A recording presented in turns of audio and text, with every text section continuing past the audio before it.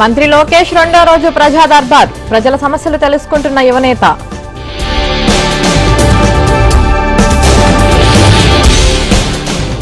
నిబంధనలకు విరుద్ధంగా రిషికొండ ప్యాలెస్ భవనాన్ని పరిశీలించిన గంటా శ్రీనివాస్.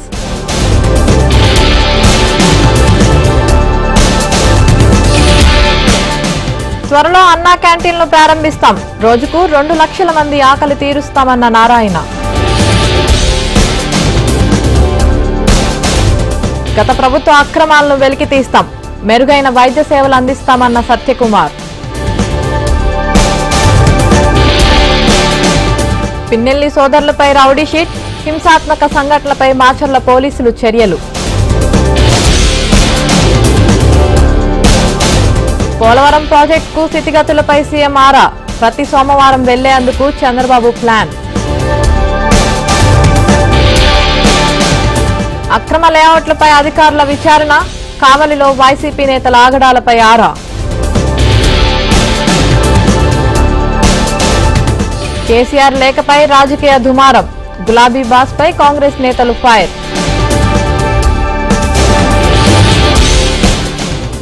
పెద్దపల్లిలో బాలిక హత్యపై ప్రభుత్వం సీరియస్, బాలిక కుటుంబానికి అండగా ఉంటామన్న సీతక్క.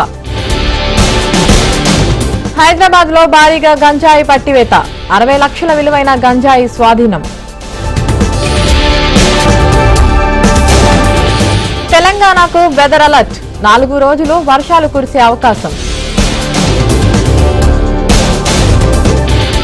ఢిల్లీలో మరింత తీవ్రమవుతున్న నీటి కష్టాలు, మంచినీటి కోసం ప్రజలు తిప్పలు.